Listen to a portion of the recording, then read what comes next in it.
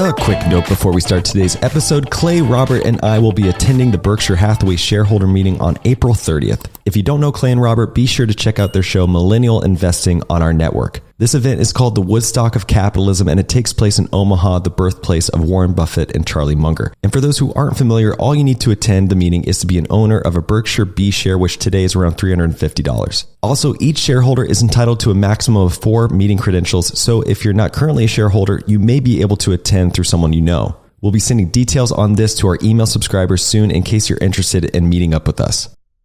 On today's show, we have a powerhouse duo, and that is billionaire philanthropist John Arnold and Michael Faye, the co-founder of GiveDirectly. John was an early employee at Enron, becoming a multimillionaire in his mid-20s before starting his own hedge fund. After retiring from finance, he has been operating full-time at Arnold Ventures, his philanthropic foundation. Michael Faye holds a PhD in economics from Harvard and has founded multiple philanthropic organizations that focus on getting money into the hands of those who need it most. GiveDirectly has support from billionaires like John, Reid Hoffman, and others. This was an amazing opportunity to seek to learn about the philanthropic world through the challenges John has faced and the solutions that Michael has implemented.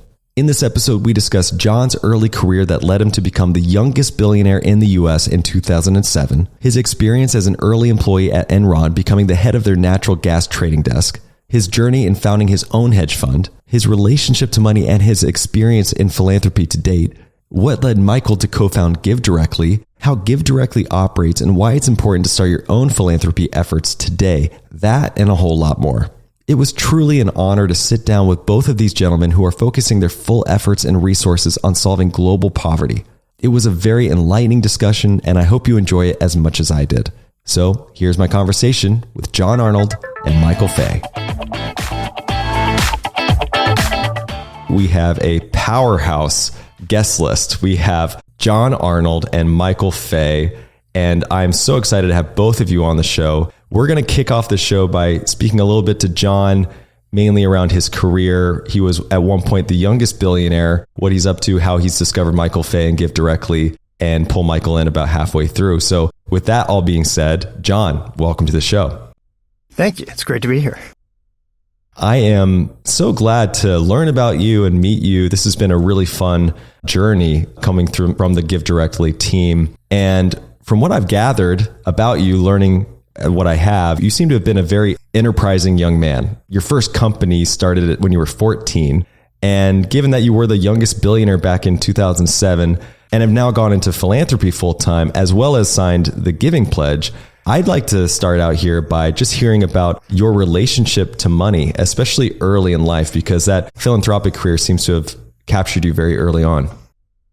So we're starting with a softball question, my relationship to money. I think it's fair to say that I was consumed by the idea of making money from a very early age. I remember having this conversation with my parents that I wanted to be a millionaire by the time I was 30. That was my goal. It wasn't that I wanted a specific career track. It was my goal was to become a millionaire. And so I was going to reverse engineer how to get there, which started with that summer walking around the neighborhood trying to knocking on doors, trying to mow somebody's yard for $15. And the following year, when I was 14, it was the baseball card craze had started. And my friends were all collecting cards, and I collected baseball cards for 5 minutes. And then I realized, hey, I want to buy and sell baseball cards. I want to translate this into how can I start a business and make some money around it. And so that led to kind of a several-year enterprise with me becoming a wholesale distributor of cards, taking advantage of geographic arbitrage and information arbitrage opportunities, sending cards all around the nation, bringing cards in, and earning enough money to pay for a couple years of college. But went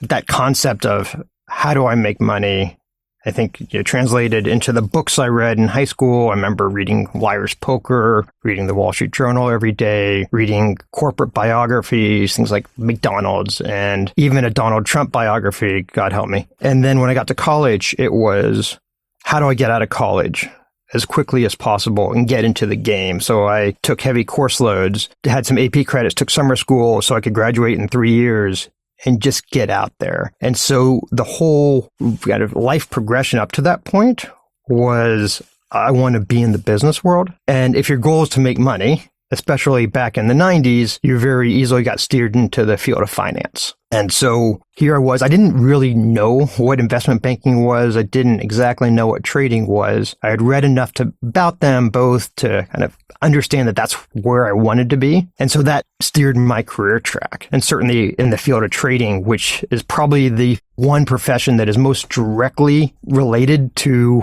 money, right? You have that scorecard with you every day about how are you doing in the market and how does that translate to your own compensation? And that very much steered me from an early age. Where do you think the urgency came from? Why age 30? What did money kind of mean to you at age 30? Were you planning on retiring at that point? Did you just want freedom? What was the drive there?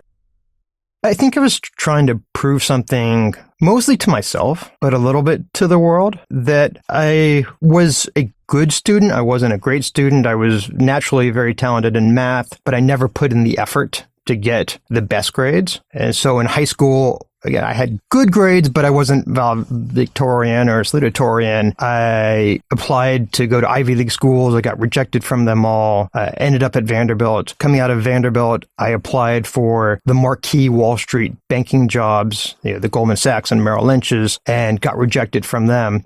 And so at that point, I had high confidence in myself, but I needed to prove it to myself. I needed to prove the success. And again, at that time in my life, the scorecard was money, for better or worse, but it drove me into this career, which ended up being perfect, both from my skill set as well as what I ended up being really passionate about, especially at that time in my life in my 20s and into the 30s, was really enjoying the markets and that game and that fight every day. I loved and I was good at it. So I happened into that job that was perfect for my skill set. Yeah, let's talk about that job, because it does seem like, you really just found your sport or something at that stage, right? You just kind of gravitated from what I've read. So out of college, the first job you land is with a burgeoning company called Enron. Enron, yeah. And that'll perk a lot of people up, I think, when they hear the word. Just obviously, it's kind of a tarnished name at this point. Obviously, that name bears a lot of weight. There's right? a lot, yeah. There's a lot there, a lot. Which we could get into a little bit. But what I'm mostly interested in is, while you may not have set out initially to be a natural gas trader, you most certainly had a knack for it. So what was your experience like, and what do you think kind of led you to ultimately being at this trading desk at Enron? So coming out of college, the best job I got was at Enron. And at the time, it had a very active energy trading desk. It was kind of the largest energy trader and had a bit of an investment bank for the energy industry. Had developed this merchant firm around the energy business. And that was close enough to being in finance for me. And so I figured I'd take that job, work 2 or 3 years, go back to business school and kind of figure out what I wanted to do with my life. And I happened to be put on the trading desk from day one, which was a bit unusual, but I found my home there immediately. And as a company, it was a great place to be in the 90s. It was creating and inventing these business lines. And it was taking lots of risks. It was doing things other companies were not. It was named the most innovative company by, I think, Forbes magazine or Fortune for a number of years running. And it was a fantastic place to be as a young, ambitious employee, because you got responsibility much earlier than I would have gotten had I gone to one of the marquee investment banks. They were growing so quickly that they would often take somebody, kind of middle management, promote them into go start a new line of business, and everybody below them would take one step up. And so I was able to escalate my career much quicker there than I would have anyplace else. I think the firm obviously had its strengths, it had its weaknesses, it had a hubris around it that I think led to the downfall. I got there in 1995. It declared bankruptcy in December of 2001. And so for 6.5 years, and I saw so much. I kind of joke that I earned my MBA there. I never went back to get my official MBA, but I saw so much on the way up with the innovation. But then I learned even more on the way down, understanding what the company did poorly, what it did wrongly, and the ramifications that it had, not only to investors, but more importantly, to the older employees. It was fairly easy for people like me, the people in their 20s, to transition into a new career or a new firm, but the pain that it created for older employees who lost a significant amount of their retirement funds and their next job wasn't as clear, it was real. And so having all those mixed emotions about being part of the creation of this or the build up, the success that the company had, but then seeing that downfall and all the pain that it caused was real. It was an emotional roller coaster. I, at the time, was by 2000, at the age of 26, I was the head natural gas trader at Enron, which was the biggest gas trading firm in the industry. So I was sitting in the biggest seat in the industry at a young age and just completely focused on trading the markets, had a small team around me, and we were just heads down, pedal to the metal, just all day, every day. And it was exhilarating. At that age, you just have infinite energy and just this roller coaster of emotions around the whole thing. At that age, did you feel the pressure that you had being in that position? Were things moving so fast that you were just sort of like moving with it and didn't have time to think? Or were you feeling that pressure and stress along the way and that responsibility being in that role? Both. I think it was, you're just trying to keep your head above water. We were trying to do so much. The industry was so busy. The volumes that were being traded in the industry were so high. And we were the center of it. We were trading, multiples of what the next largest company was. And much of that was going through my desk. It was getting priced and managed through my desk and a lot through me. And so each day was just a battle to stay alive. But then you'd step back and see what was being created. And it led to a sense of pride about the success that certain divisions within the company were having. Now, you often hear that bankruptcy happens slowly, then suddenly, right? And I imagine 2001 could have been a very confusing time, as you kind of highlighted, seeing this peak and then this ultimate crash and the pain that went along with it. But in a strange way, you also had just made this $8 million bonus. So you just brought in nearly, $750 million for the company. And this is seemingly right before the collapse. So I'm just kind of curious, was there writing on the wall? Were you seeing the cracking, around you, or were you pretty blindsided to the whole thing on, the day that things really turned around for it? It was mostly blindsided. I had friends in other divisions of the company, and we would go get a beer, and some of them would talk about some of the issues that were in other divisions. But at the time, especially in 2001, the trading division was so profitable that there was a sense that those trading profits could mask over other parts of the company that were doing poorly. And so I didn't give it a whole lot of thought. I kind of knew that things weren't 100% kosher there. But again, it was just a day-to-day survival of trying to get through that day, get through all the trading volumes and translate that into some profit for the company, which then translates into success for me. And you mentioned innovation and how innovative the company was. As I understand it, you were using a system called Enron Online, which allowed you to trade these derivatives. What did that software allow you guys to do? Just talk us through about that experience and what that innovation, having that in your arsenal, meant for you in that particular position. Sure. So at the time, the main trading venue was a open outcry system on Mercantile Exchange, the NYMEX, and it was incredibly inefficient. Just the number of phone calls and people you would have to go through in order to get a transaction completed. And this was about the time, 99, 2000, Web 1.0, when things started moving online and auction markets started moving online. All types of markets started moving. And some of the executives at Enron had the idea of, let's put our markets out online. Let's make it easy for customers to transact. Let's give full price transparency. So we're not quoting one customer one thing and another customer another thing. We have to have very tight bid offers, and they're going to be fully transparent to the market. And if anybody wants to transact with Enron, they can do it with one click. They get an instant confirmation and their transaction's done. And that was a far superior system than what existed at the time. And so when it was introduced, it very quickly became industry standard. And so the volumes that we were getting starting in 2000 and continuing on through 2001 through that system of all products, but especially the ones that I was responsible for managing, were just incredible.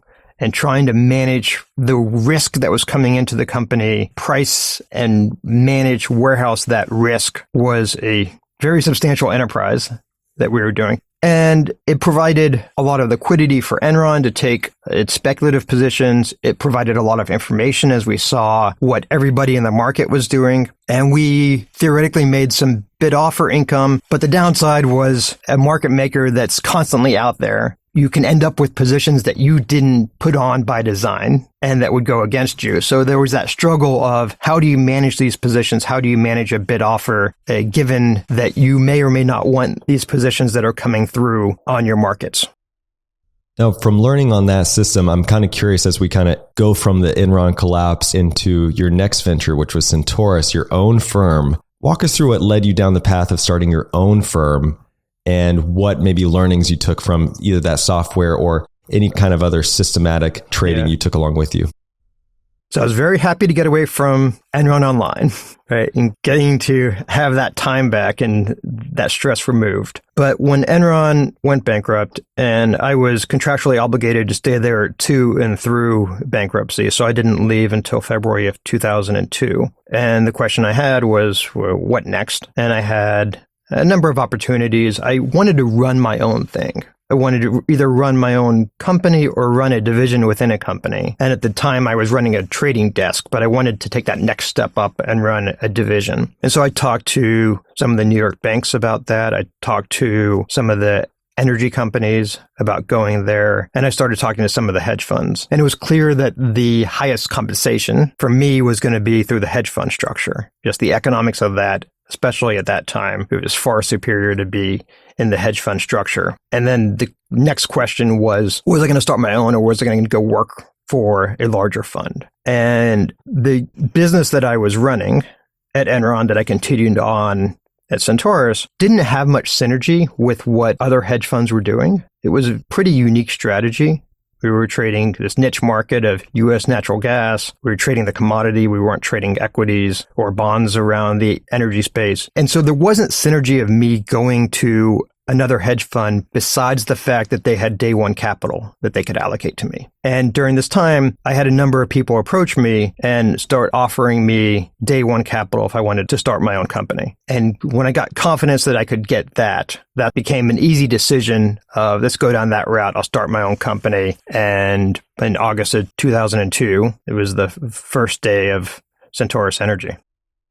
Amazing. So you achieved your goal. You were a millionaire well before age 30. What was that day like, realizing that goal that you had kind of been after for so long? What did you feel and what was kind of anything you learned from that?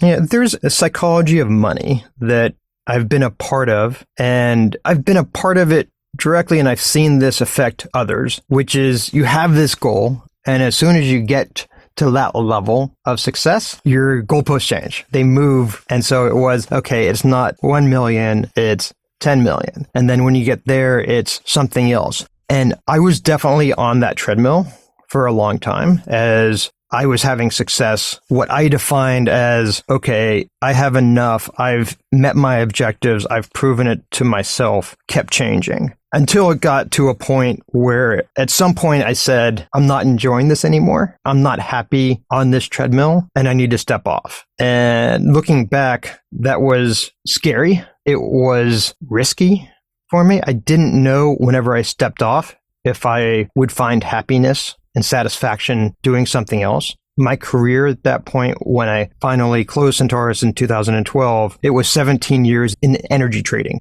Is the only thing I had done. And so the question was, again, could I find that satisfaction? Could I find success doing something else? And could I define my life with something other than money? And that was the question that I was gonna face stepping out. That kind of reminds me of, another hedge fund manager we brought on the show, Jason Karp. He told us that he had a mentor at one point who told him that he had been to the top of the mountain and there was nothing to see. So when you talk about being on this treadmill, I think that really kind of accurately describes how you were feeling. But I'm kind of curious, stepping off of that huge business, stepping away from that, was there a lack of identity, that you were seeking for shortly thereafter? What was the, aftermath of that stepping away? How did that look for you? I was lucky. I had met my wife in 2006. We got married in 2007, and she had a professional career. We both had this idea of wanting to do something significant philanthropically when the time was right. And about 2009, she was at a crossroads in her career and decided to step out and start thinking about our foundation full-time. And I started doing it very much part-time, maybe an hour a day, go over to the foundation offices and spend some time there. And over the next several years, I started getting more and more interested in some of the issues and work that we were doing at the foundation.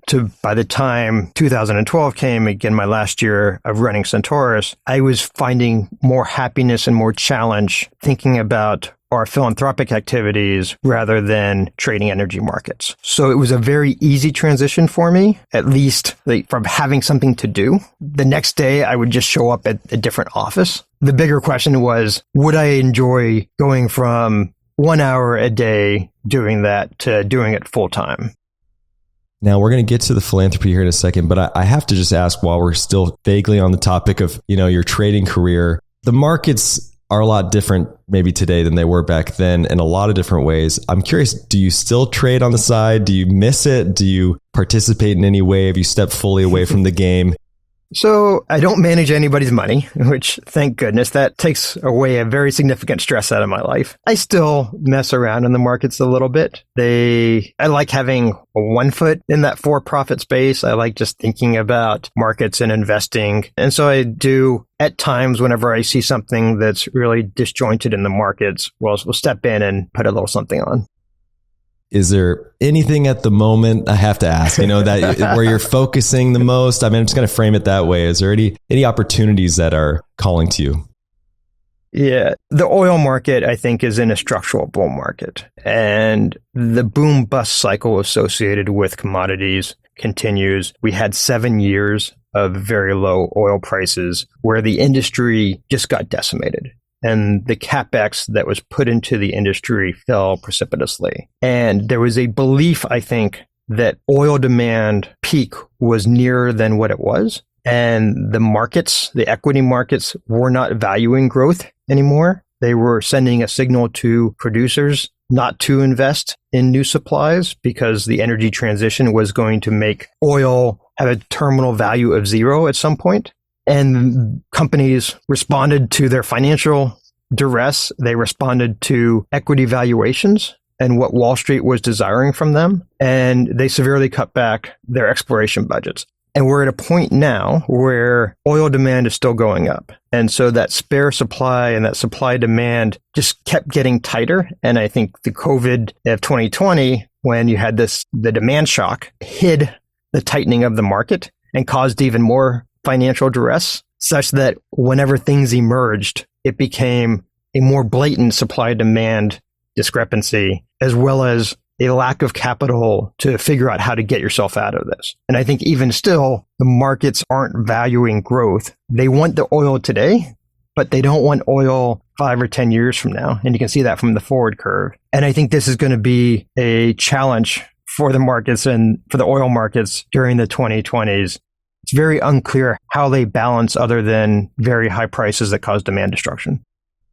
Thank you for that. That's amazing. I'd like to talk about the Arnold Foundation. And one of our other recent guests was Tony Robbins. And he said something that really stood out to me, which was that money does nothing for you. It only enhances the person that you already are, meaning that if you're a giving person, you will give more. If you're a materialistic person, you'll spend more, etc.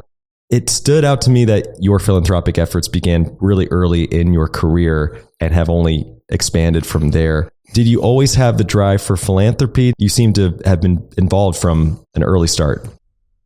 I think it's natural for people, whenever you have enough resources to meet the demands of yourself and your family, to look broader and start thinking about your community. And people define their communities different ways. It could be extended family. It could be a geographic community. It could be any number of things. But I felt that. And I felt that I wanted to be productive to society. And the professional occupation I chose of financial trading, you can tell a story about why it's a needed function, but it's pretty hard to draw the direct correlation or direct tie between trading and making society better. And so I used, even from in early days at Enron, when I started making some really good bonus checks, I started giving money back to the community, mostly in education. And so I agree with you, I agree with Tony Robbins, that the money allowed me to be much more philanthropic. It exaggerates all traits, both good and bad. Right? And I think that can be,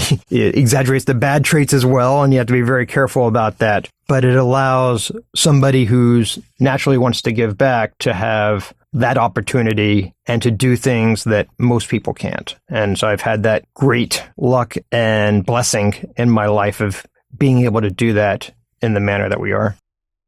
How steep was the learning curve, entering into philanthropy? I'm curious, given the skill set you were bringing to the table, were you able to leverage any of that and apply any of the either strategies or lessons from the trading career and apply them to your philanthropic work?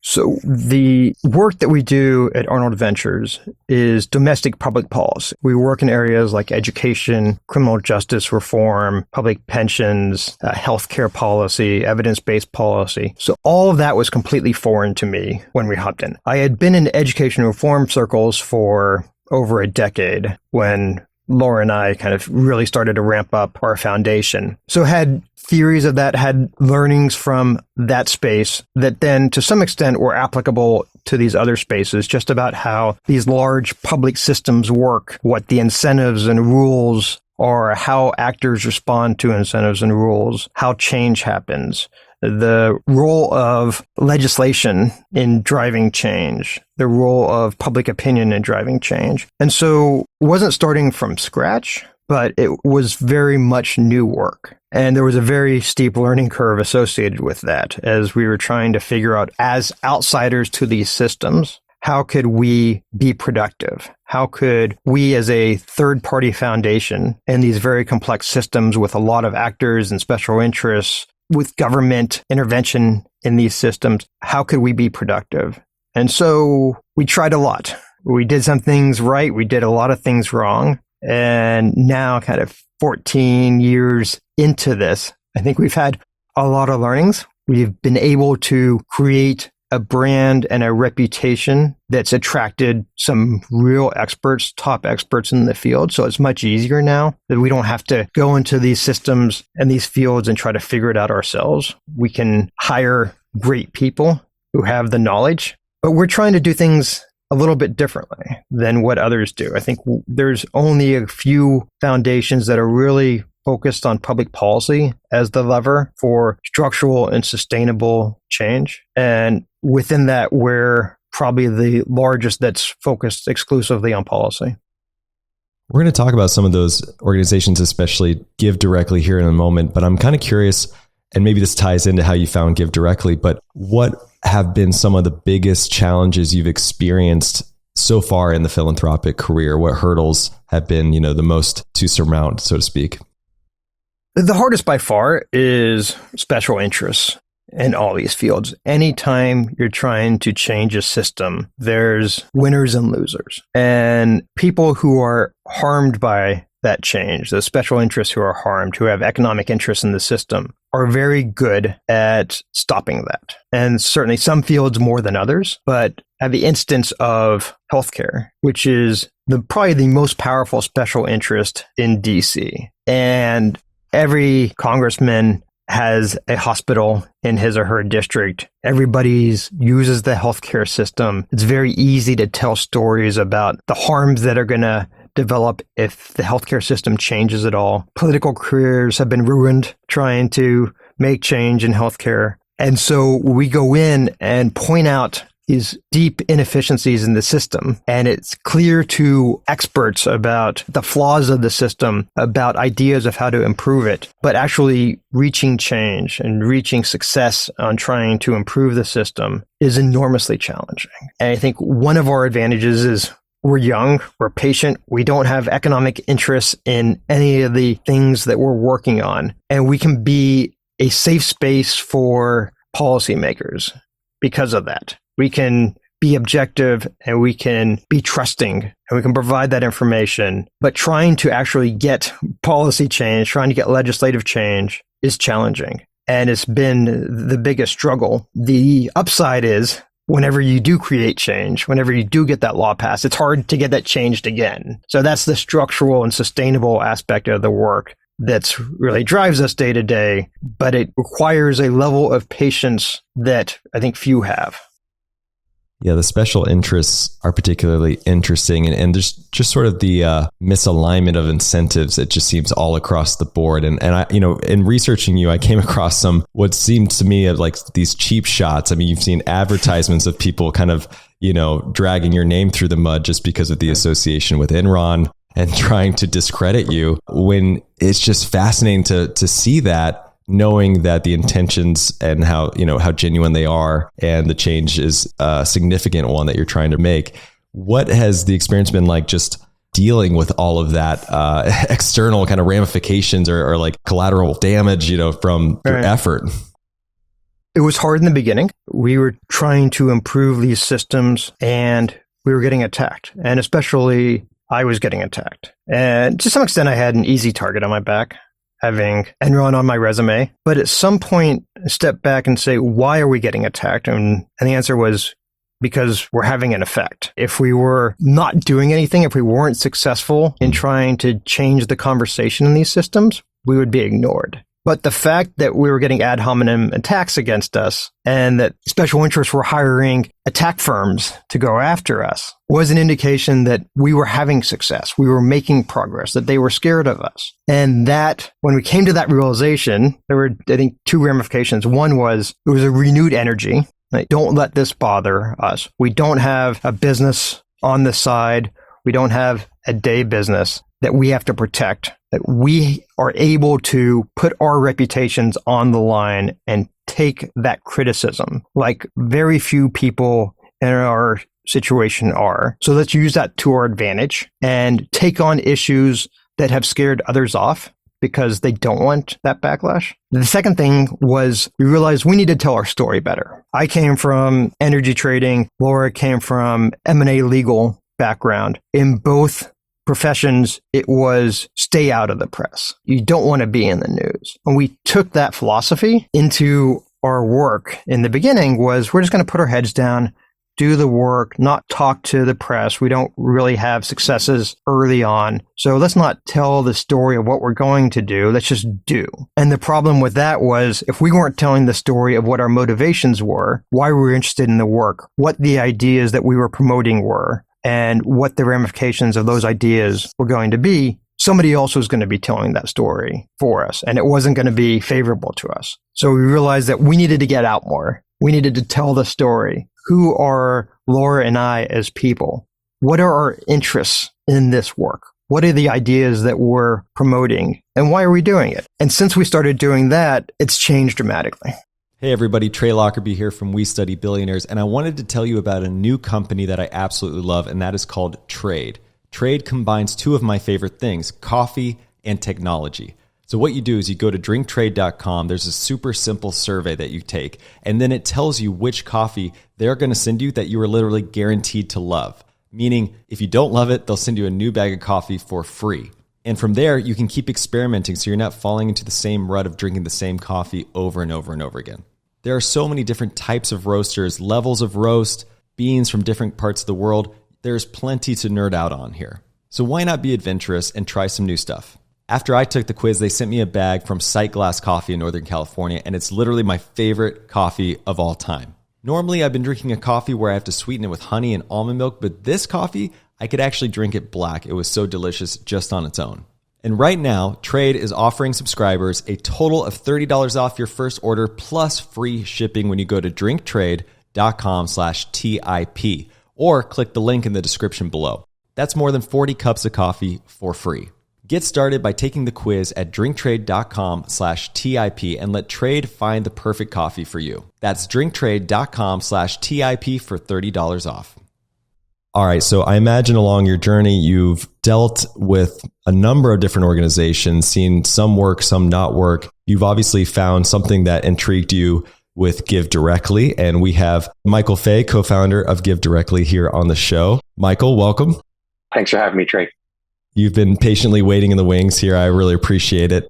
You are a particularly impressive person yourself. So I have to highlight that. I mean, unbelievable resume, and you've had a significant impact on the philanthropic world through multiple organizations. I'd like to kind of explore this thesis that seems to underlie all of them, which is that the best way to combat global poverty is to simply put money into the hands of those who need it most. So where did you first originate this idea, and how did you kind of prove this out? Yeah, so I did a PhD in economics a while ago, and it wound up being a pretty interesting time for the field because we started to A/B test what worked and what didn't work. So we applied some of the same rigorous techniques that you might use to test a drug to poverty programming. And what we learned, and to synthesize the literature, was that a lot of what we had hoped worked and that we had been doing in the field did not work as well as we would have liked. And simply giving someone money to make them less poor worked remarkably well. We went around and said, well, this seems great. Why don't we give out some of our money this way? And as it turned out at the time, nobody was really letting you do that. People were running small programs here and there. But if you wanted to give money and simply have it get to someone else in extreme poverty, that was impossible. And little by little, we built GiveDirectly to do exactly that. And we're under no illusion that cash is the only thing that should be done. But we do believe that recipients themselves should have some say in how the capital in this sector gets allocated. Like ultimately it is to benefit them. Why not give them some choice in that decision? Fascinating. So I'd love to kind of explore GiveDirectly as it stands today. It seems like the majority of the philanthropic work is benefiting Kenya, but you've also have programs even here in the US in Atlanta, Georgia. Walk us through the decision on starting in both Kenya and also Atlanta. Yeah, it's a great question. So Kenya, we've got to go back more than a decade. And there was a dramatic change in financial systems about 2007 and 2008, which started in Kenya. And that was the introduction of mobile money and specifically M-Pesa. So we went from a world where most people in the emerging markets had no access to the financial system, no access to the digital financial system. So no bank accounts, really no way to get them money outside of physically handing someone money, which is hard. And we literally saw tea companies would drop boxes of dollar bills denominated in packs to pay folks. So M-Pesa comes out and all of a sudden, any person that has a feature phone can get paid. I could literally sit in my living room in New York and pay someone in a refugee settlement in Uganda. And that very quickly changed what was possible philanthropically as well. So for the first time, I can get money to these folks. And that's why we started in Kenya. Because mobile money started in Kenya. Since then, it's expanded. We're working in places as diverse now as Yemen, Liberia, and Atlanta. And it definitely just piqued my interest about Atlanta. What was the thesis going into that region in particular? Yeah, so a lot of the cash programming we do is sort of a lump sum grant that lets people take investments they may not have made otherwise. There's been this other idea out there for a long time, from Martin Luther King to many others, to give people a basic income. And the concept of a basic income is everybody deserves a minimum standard of living, which we can achieve by giving people a minimum standard of income. So in the US, that winds up being about $1,000 a month. In most of Africa, that'll be about $1 a day. So why not do that? And why not do that with some of the most vulnerable people, which is how we got started with this guaranteed income program in Atlanta.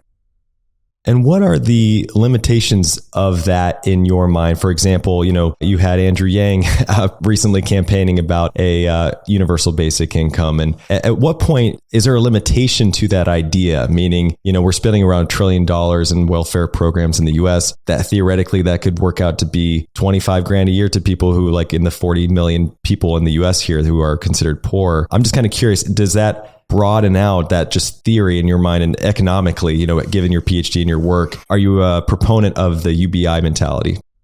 Yeah, so cash will not solve everything, right? There are problems of coordination and public goods. So cash is not going to discover a COVID vaccine. It's not going to build roads. It's not going to establish other public systems. And we should be clear about that. At the same time, there is a lot of waste in the system and a deep degree of paternalism, right? Even in the US, there was a discussion a few years back about instead of giving people food stamps, actually sending them boxes of food. So you pick the powdered milk, you pick what goes in that box of food. Now that is tremendously wasteful. Not only because you have to send shipments of food to people, but because I have no idea what kind of powdered milk you want, or even if you want powdered milk. So we should at least start by asking the question, Why not cash? For so long, we haven't trusted recipients, and we've forced organizations like GiveDirectly or donors to justify, why would you give cash? And I think that's the wrong question. I think we should ask, why would you not give cash?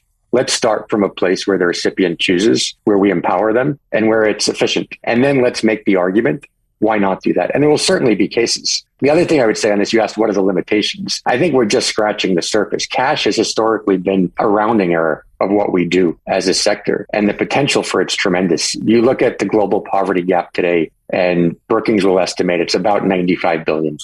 That's the amount that it would take to get every person in the world above the poverty line. That's 0.1% of annual global GDP. That's not a lot of money. That means that for 0.1% of our global income, we could potentially end poverty today. So there's a whole lot more 0.1% to solve other problems. But why not take a crack? Why not take a chance at ending poverty in the next decade or two?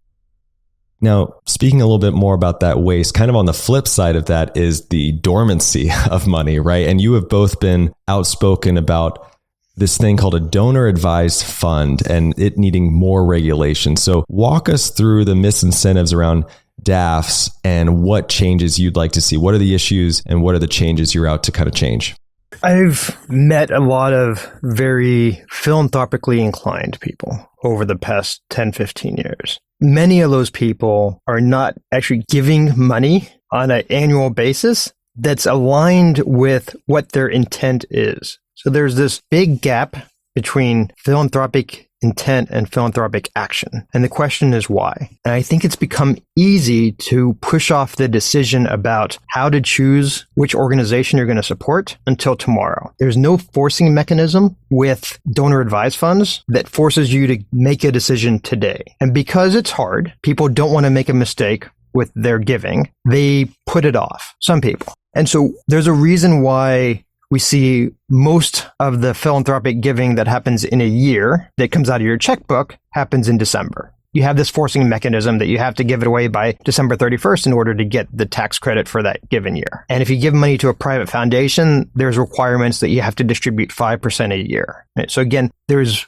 these forcing mechanisms that get money moving. A donor advised fund is this unique structure where there's no requirement to actually distribute the money into the community. So you can write the check now into a donor advised fund. You get the tax credit for this year, but that money can sit dormant forever. And I think that's wrong. So what we're saying is that if the donor gets the tax credit today, that within a certain amount of time, that money needs to start flowing into the community. That these shouldn't be wealth warehousing vehicles, that some of them are, especially some of the very big ones are, and that donors actually should be incentivized to give them money while they're living, while they are thoughtful about it, rather than dying and having this money in a will be lump sum to a number of organizations. Or more likely what we see is that these decisions just get pushed off to a future generation that might not want that responsibility, might not have the same passions that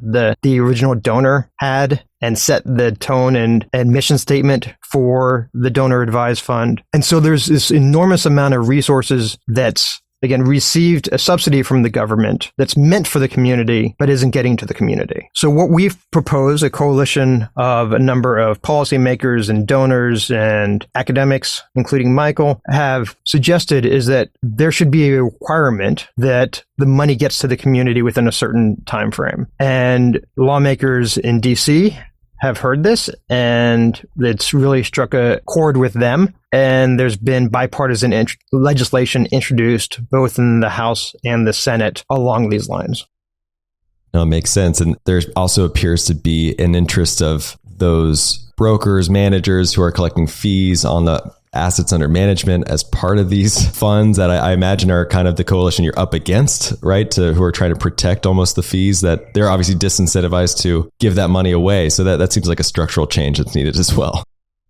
Exactly. So they get fees based upon assets under management. So it creates this misalignment that they are naturally inclined to want that money to stay in investment funds and not get distributed to the community. Exact opposite from what these funds were intended to do. And shifting gears a little bit while we have you, John, what kind of drove you to partner up with GiveDirectly? What did you see in them that you liked? So I saw some of the same things that Michael had seen with the fault of programs that weren't meeting the intended targets and goals. And as Michael was talking about, that the research that started happening in evaluation of programs through randomized controlled trials and A/B testing, you could start seeing what effect do these programs that have high intentions and are really well-meaning, what are they actually doing? And I think especially in the international space, there was a lot of disappointment that the programs as crafted by Americans and by NGOs were not having the desired effect. And although we are a domestic public policy foundation, I was very interested in these debates that were happening among development economists about why aren't they working and what's a better way for resources to go for good overseas. And that led me to find GiveDirectly as the gold standard of any program should have positive impacts that exceed what you can do just by giving cash to an individual. That should be the base, and you should have to prove that the idea of this program is better than just giving the individual cash. Yeah. So Michael, obviously it's not that passive, right? Where you're just handing out cash and walking away. You guys are tracking the effectiveness of these dollars. Walk us through how GiveDirectly works exactly, how it tracks the effectiveness and the efficiency of the donations. Yeah, for sure. One thing to pick up on what John said, as well as I think cash does push structural change of a sector that is largely anchored to programs. And I think it does it two ways. One is that it forces us to think about what the recipient wants, right? The unique thing about nonprofits versus the for-profit is the person that pays is not the person that benefits. And that's unusual, right? If you don't like the phone you bought, don't buy the same phone next year. And the market has a mechanism to fix that. The mechanism doesn't really work in the nonprofit sector that way, right? Because the person that pays is different. And the second thing is when you tell people you're giving cash, and we'll talk about the systems for doing it, everybody has 1,000 questions. How do you know it gets there? Who do you give it to? Do they waste it? How do you know it works? Is there fraud? Like, what exactly does it cost? And our answer is these are exactly the right questions, but we need to be asking them for everything. So if cash is the mechanism by which we push the sector and other organizations to ask and prove those questions, that's a gift in itself beyond the direct impact of doing cash. Now, on the operational bit, it seems like the easiest thing in the world. You just hand someone cash and you leave. What could be easier? But it actually turns out to be relatively complicated, right? So if you think about the structure of any intervention, the first part is figuring out whom to give to. So in our case, we look for those in extreme poverty. How do you find people in extreme poverty? And how do you do it at scale? What if I want to find 1 million people in a month to pay because a generous donor gives? And that's complicated, right? That's step one. We've done everything from door-to-door surveys. How big is your house? What assets do you have? To literally using machine learning algorithms on people's phone data to identify who the poorest people in a country are. And that sort of program is amazing because it scales rapidly and kind of infinitely within a country. So that's finding who the people are. Then you need to plug them into a program. How do you actually persuade them to sign up? How do you teach them about the program? And so on. If I showed up at your house and said, Trey, I've got $30,000 for you. You just need to sign here and give me your phone number. You probably would ask me to leave, right? And it's not just you, but a lot of recipients have that skepticism. People say no all the time. How do you convince them and persuade them that this is real and different? Third bit is you have to pay them. How do you pay someone in remote Liberia, which is a country that does not even print its own currency? It literally imports physical bills, of which there's often a shortage. How do you make sure there's enough money in rural Liberia where there's no reception? So it's everything from even bringing in kind of remote cell phone towers to provide the connectivity to working with the telcos to do it. And then, of course, how do you monitor and evaluate this, right? And the gold standard are these randomized trials, which we do in partnership with academics. But we also literally interview every recipient and publish this on the website without editing, live.givedirectly.org. And you can see the stories. So anyway, that's the short answer to some of the complexity of simply giving people cash. Well, I'm glad you brought up the challenges to actually getting the dollars into hands, and especially in rural, impoverished nations, but where internet can be a challenge. Because one thought I've had, I'm sure it's something that's come to mind for you both, is this new world of cryptocurrency, for example, and having a blockchain and traceability to some extent, of how to go bypass an intermediary and get someone money. I know Jack Dorsey, for example, is doing a lot of initiatives in Africa for this exact kind of reason, propagating Bitcoin in countries such as, Kenya, especially. So is that anywhere in the near future? Do you see a benefit of the blockchain technology entering the philanthropic world in a beneficial way? I think it's early days, but I think the crypto community has been quite generous. I think direct giving and the crypto community, I think, share a lot of common philosophy. One is decentralization, empower the individual over the institution, which is kind of at the heart of what we do. And two is traceability. I want to know where my funds go. I think a lot of the skepticism around NGOs or taxes is what happened to my money. So the fact that I can tell you, your money went to this person in Malawi at 2:23 p.m. Here's the proof that your money went there, and 92 cents of the dollar is in this person's hands now, is pretty powerful. Now, of course, there are places, Zimbabwe, other places with really volatile currency markets, hyperinflation, for which crypto is the most stable asset. And we are starting to experiment with some of those projects as well, where you actually deliver crypto on the recipient end. Fascinating. Now, another kind of curveball question, but given your background, I'm just curious, especially with the printing of money, so to speak, because one benefit you hear the Bitcoin community say is, by giving someone Bitcoin, it's not going to inflate away, right? That's much like the US dollar. But this UBI philosophy is a bit different. Obviously, we could reallocate some of the budget towards things like extinguishing poverty, but I'm kind of curious what your thoughts are about just the creation of dollars and how much more runway we have to do that, to solve things like global poverty. So I think I'll put my economist hat on for a second. When you drop money on a place, one of two things can happen, right? Prices can go up, or you could see a change in the real economy. And that is a purely empirical question. There are undoubtedly places where prices will go up, right?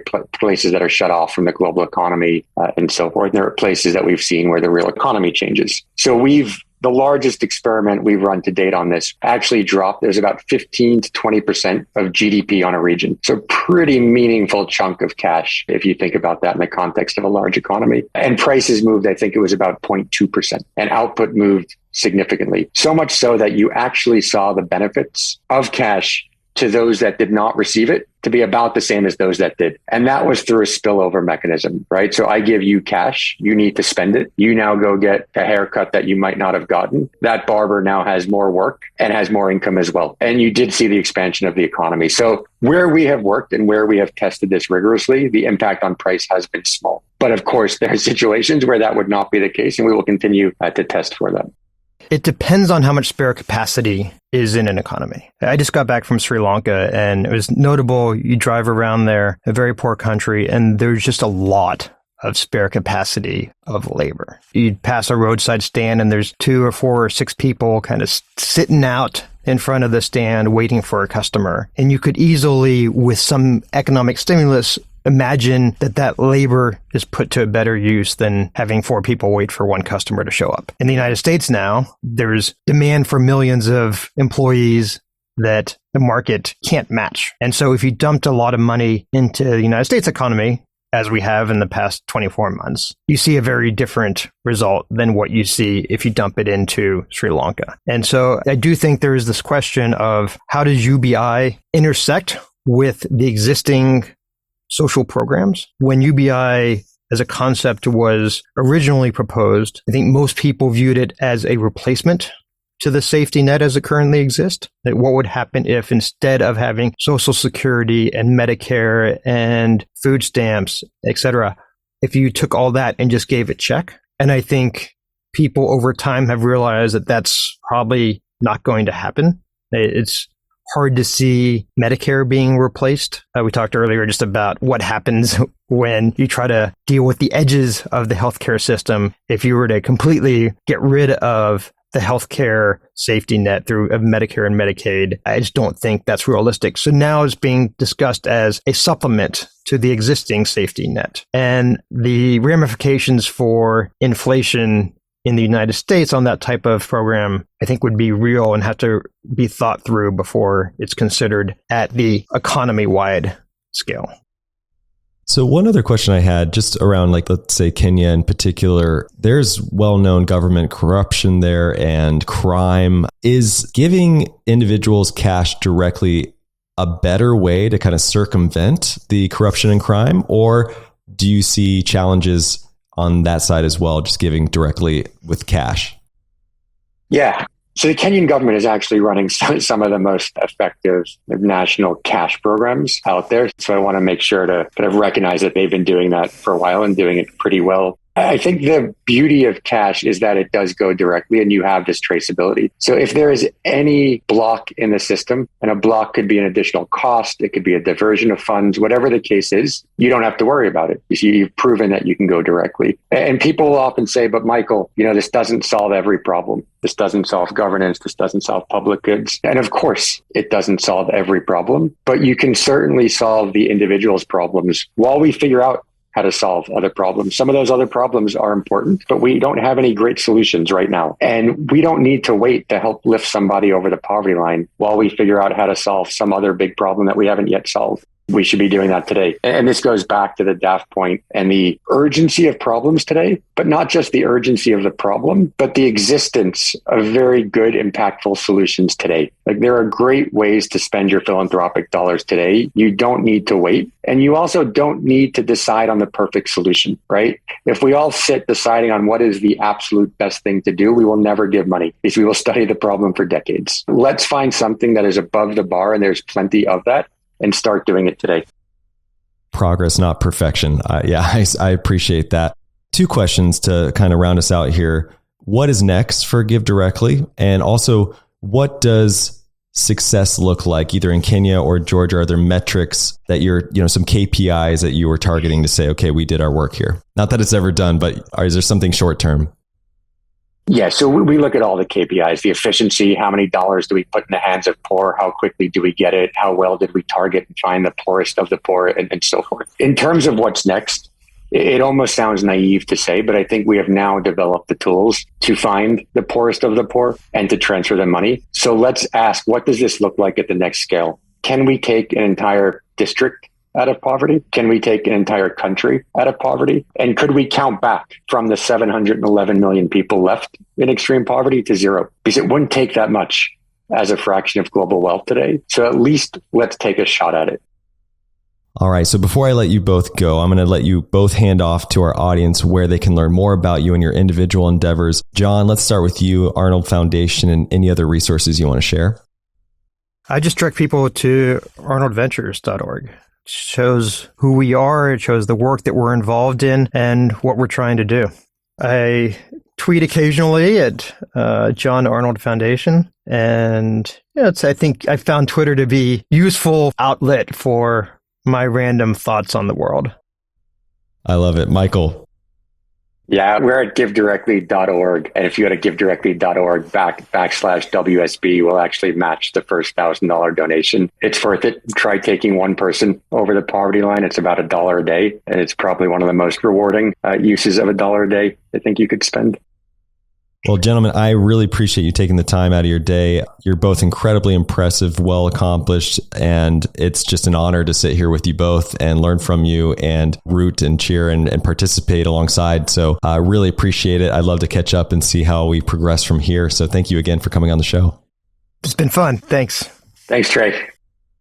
All right, everybody, that's all we had for you this week. If you're loving the show, don't forget to follow us on your favorite podcast app.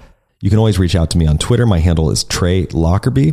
And if you haven't already done so, be sure to go to theinvestorspodcast.com and check out all of the resources we have for you there. And with that, we'll see you again next time. Thank you for listening to TIP.